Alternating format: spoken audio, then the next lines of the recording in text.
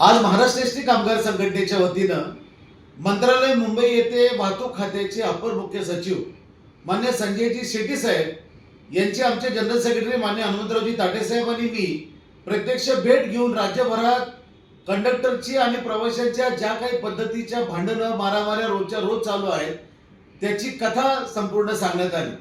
त्याचं कारण असं आहे की 2018 आणि 21ला भाडेवाढ करताना 5 रुपयाच्या पटीमध्ये केल्यामुळं प्रवाशांची कंडक्टरची कमी कटकटी होत होत्या, पण त्यानंतरची गेल्या वर्षीची 25 सालची जी भाडेवाढ झाली, या भाडेवाढी विषम संख्येत झाल्यामुळं रोजच्या रोज भांडणं त्या ठिकाणी होत आहेत। त्या स्वच्छतेचा अधिभार आता 2 रुपये वाढवल्यामुळं आणखी त्या वादावादीमध्ये आणखी भर पडलेली आहे।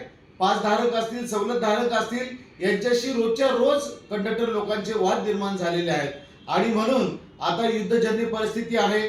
काल परवाच माननीय परिवहन मंत्री महोदयांनी असे संकेत दिले की मला भाडेवाढ करण्याशिवाय भाडेवाढ करण्याशिवाय आता पर्याय राहिले नाही, कारण आता इंधनाचे दरवाढ होणार आहे। तेव्हा ही जी भाडेवाढ होणार आहे ती 5 रुपयाच्या पटीत कुठल्याही परिस्थितीमध्ये झाली पाहिजे, अशी आग्रही मागणी आम्ही संजय शेट्टी साहेबांना आणि परिवहन मंत्री महोदयांना निवेदन दिलेलं आहे। त्या निवेदनामध्ये केलेले आहे। येत्या 1 जूनला आपल्या लालपरीचा वाढदिवस येतोय। या वाढदिवसाच्या निमित्तानं जे एसटीचे कर्मचारी आहेत, जे रोज 65 लाख लोकांना सुरक्षित